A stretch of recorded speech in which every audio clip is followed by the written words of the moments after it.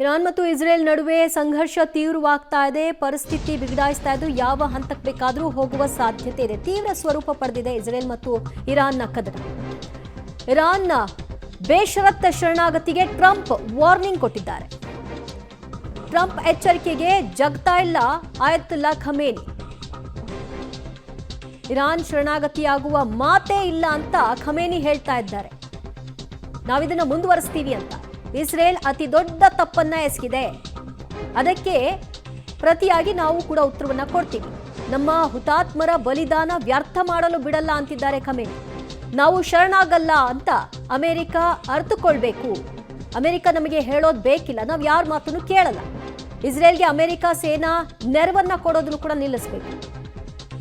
ಈ ರೀತಿಯಾದಂತಹ ತಾಕೀತನ್ನ ಇರಾನ್ ಮಾಡ್ತಾರೆ. ಇರಾನ್ ಅಧ್ಯಕ್ಷ ಖಮೇನಿ ಮಾಡ್ತಾ ಇರುವಂತಹ ವಾರ್ನಿಂಗ್. ಇರಾನ್ ಬೇಷರತ್ ಶರಣಾಗತಿ ಮಾಡ್ಕೊಳ್ಬೇಕು ಅಂತ ಟ್ರಂಪ್ ಹೇಳ್ತಾ ಇದ್ದಾರೆ. ಮಧ್ಯಸ್ಥಿಕೆ ಪ್ರಶ್ನೆ ಇಲ್ಲ, ನಾವಿನ್ನ ಪರಮಾಣು ಸ್ಥಾವರಗಳನ್ನ ಸ್ಥಾಪನೆ ಮಾಡೋದನ್ನ ನಿಲ್ಲಿಸ್ತೀವಿ ಅಂತ ಹೇಳಬೇಕು. ಇದನ್ನ ಇಲ್ಲಿಗೆ ನಿಲ್ಲಿಸ್ತೀವಿ ಅಂತ ಬೇಷರತ್ ಕ್ಷಮೆ ಯಾಚಿಸಬೇಕು, ಶರಣಾಗಬೇಕು. ಅಲ್ಲಿಯವರೆಗೂ ಈ ಯುದ್ಧ ಮುಂದುವರಿಯುತ್ತೆ ಅಂತ ಈಗಾಗಲೇ ಅಮೆರಿಕ ಎಲ್ಲ ರೀತಿಯಾದಂತಹ ವ್ಯವಸ್ಥೆಗಳನ್ನು ಕೂಡ ಇಸ್ರೇಲ್ಗೆ ಮಾಡಿಕೊಡ್ತಾ ಇದೆ. ಇಸ್ರೇಲ್ ಕೂಡ ಕಂಟಿನ್ಯೂ ಮಾಡ್ತಾ ಇದೆ. ಮಧ್ಯಸ್ಥಿಕೆ ವಹಿಸಬಹುದು, ಟ್ರಂಪ್ ಇದನ್ನು ತಿಳಿಗೊಳಿಸಬಹುದು, ಕದನ ವಿರಾಮ ಆಗಬಹುದು ಅನ್ನುವಂತಹ ಸಾಧ್ಯತೆಗಳಿನ್ಯಾವುದೂ ಕೂಡ ಇದ್ದ ಹಾಗೆ ಕಾಣಿಸ್ತಾ ಇಲ್ಲ. ಇರಾನ್ ಕೂಡ ತನ್ನ ನಿಲುವನ್ನು ಬಿಟ್ಟು ಸಡಿಲ ಆಗ್ತಾ ಇಲ್ಲ.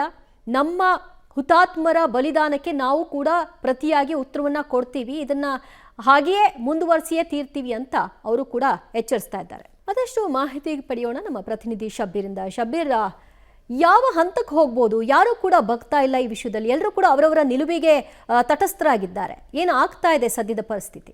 ದಿವ್ಯ, ಇರಾನ್ ಮತ್ತೆ ಇಸ್ರೇಲ್ ನಡೆ ನಡೀತಿರುವಂತಹ ಸಂಘರ್ಷ ತೀವ್ರ ಸ್ವರೂಪವನ್ನು ಪಡೆದುಕೊಳ್ಳುವಂತಹ ಸಾಧ್ಯತೆಗಳಿದಾವೆ.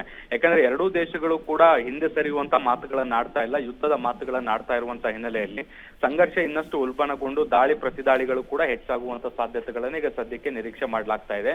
ಮುಖ್ಯವಾಗಿ ಇಸ್ರೇಲ್ ಈಗ ನಿರಂತರವಾದಂತಹ ದಾಳಿಯನ್ನ ಮಾಡ್ತಾ ಇದೆ. ಇರಾನ್ ಎಲ್ಲೋ ಒಂದ್ ಕಡೆ ಕದನ ವಿರಾಮ ಮನವಿಯನ್ನ ಮಾಡ್ಕೊಳ್ಬಹುದು, ಅಮೆರಿಕದ ಮಧ್ಯಸ್ಥಿಕೆಯಲ್ಲಿ ಅದು ಒಪ್ಕೋಬಹುದು ಅನ್ನುವಂತ ಮಾತುಗಳು ಕೇಳಿ ಬರ್ತಾ ಇತ್ತು. ಆದ್ರೆ ಈಗ ಇರಾನ್ ಕೂಡ ಹಿಂದೆ ಸರಿಯುವಂತ ಮಾತುಗಳನ್ನ ಆಡ್ತಾ ಇಲ್ಲ. ಅದ್ರ ಬದಲಿಗೆ ಇರಾನ್ನ ಅಧ್ಯಕ್ಷ ಬಹಳ ಸ್ಪಷ್ಟವಾಗಿ ಹೇಳಿರುವಂತದ್ದು ಖಮೇನಿ ಅವರು, ನಾವು ಪ್ರತೀಕಾರಕ್ಕೆ ಸಿದ್ಧ ಇದ್ದೀವಿ, ಮತ್ತೆ ಯಹೂದಿಗಳ ವಿರುದ್ಧ ನಮ್ಮ ಹೋರಾಟ ಮುಂದುವರಿಯುತ್ತೆ ಅನ್ನುವಂತ ನಿಟ್ಟಿನಲ್ಲಿ ಟ್ವೀಟ್ ಅನ್ನ ಮಾಡಿದ್ದಾರೆ. ಸೊ ಅಲ್ಲಿಗೆ ಇರಾನ್ ಕೂಡ ಹಿಂದೆ ಸರಿಯಲ್ಲ ಅನ್ನುವಂಥದ್ದು ಕೂಡ ಸ್ಪಷ್ಟ ಆಗ್ತಾ ಇರುವಂತದ್ದು. ಹೀಗಾಗಿ ಈ ಒಂದು ಸಂಘರ್ಷ ಏನ್ ನಡೀತಾ ಇದೆ ಇದು ಇನ್ನಷ್ಟು ತೀವ್ರವಾಗಬಹುದು, ಮತ್ತೆ ಮತ್ತಷ್ಟು ಸಾವು ನೋವುಗಳಿಗೂ ಕೂಡ ಕಾರಣ ಆಗ್ಬೋದು ಅಂತ ಹೇಳಲಾಗ್ತಾ ಇದೆ. ದಿವ್ಯಾ, ಥ್ಯಾಂಕ್ ಯು ಶಬ್ಬೀರ್ ನಿಮ್ಮೆಲ್ಲ ಮಾಹಿತಿಗೆ.